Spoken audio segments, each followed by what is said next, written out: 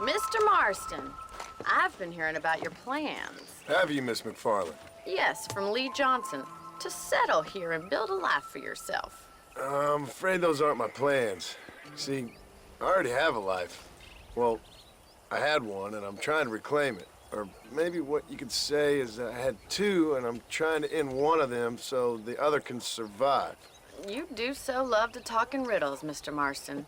Do you do that, I wonder, as a substitute for having anything interesting to say? Probably, Miss McFarland. Oh, call me Bonnie, you fool. Call me Bonnie. Miss McFarland, I'm married. I have a son. I had a daughter, but she died. Years before that, I rode in a gang. We robbed banks, trains, held people ransom. We killed people we didn't like. Bill Williamson was in that gang. Now, if I don't capture my former brother in arms, great harm will befall my family. Now, I don't suppose any of this is very interesting to you, but I hope it explains why I wasn't so eager to talk about it. No, I do understand.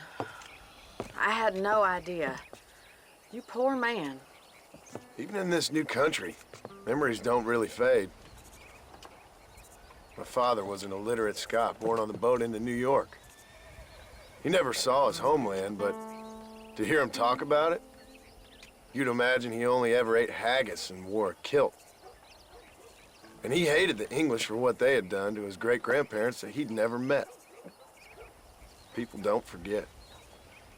Nothing gets forgiven. That's true, especially when it comes to money.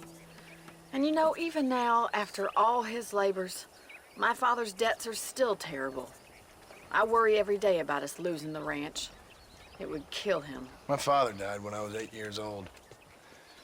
His eyes were, well, let's just say he was blinded in a bar fight south of Chicago. My mother died during childbirth. She was a prostitute, and he was her, well, I don't know what he was. So I was sent off to an orphanage and ran away and fell in with a gang. My word. What a difficult life you've lived. The leader of the gang taught me how to read, taught me how to see all that was good in the world. He was a great man in a way. But you killed people. Sure. And I've suffered for it. And that's the life I left, or tried to leave. Said too much, Bonnie. I'm an uneducated killer, sent here to do all I can do well. Kill a man in cold blood so that another man may do his part to cut crime in an area, and a rich man can be elected governor on the back of these promises. Civilization is a truly beautiful thing, Mr. Marston. Listen, can you help me? Well, I can try. What do you need, money? No, nothing so complicated. I need an extra hand to take out the herd to pasture. Sure. Point me in the right direction.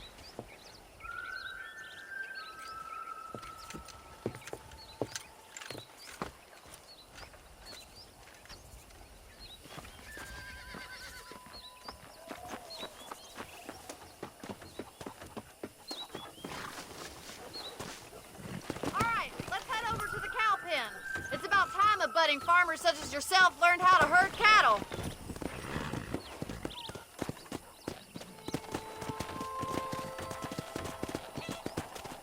Thank you for telling me all that back there. It must have been hard for you. I hope you understand now why I've been playing my cards somewhat close to my chest. I didn't know you had a wife and child. Then again, I don't think I ever asked. They're lucky to have a man like you. I ain't so sure about that, but thank you. Hello, mister. Whoa!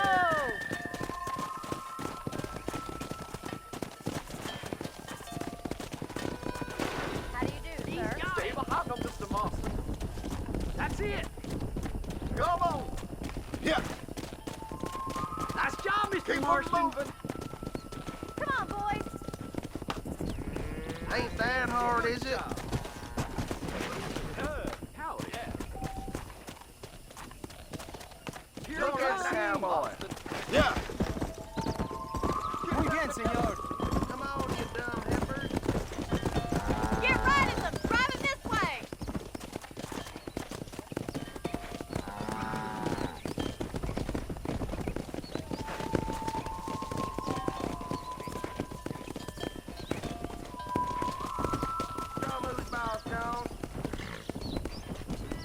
Come!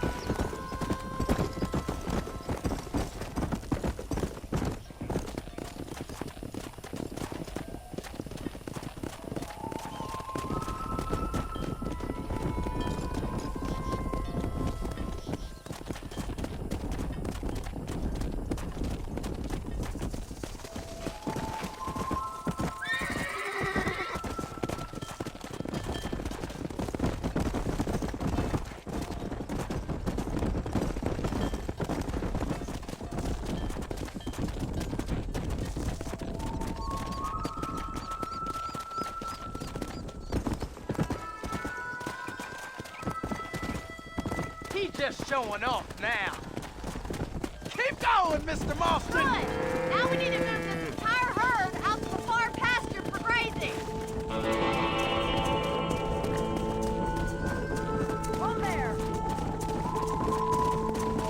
You stick with the main herd. I'll round these stragglers up for you. Get a move on! Move! Move on! Move on! Seal it down, Mr. Let's Marston. move here, my four-legged friends! Yeah! Seal it down. Move it up!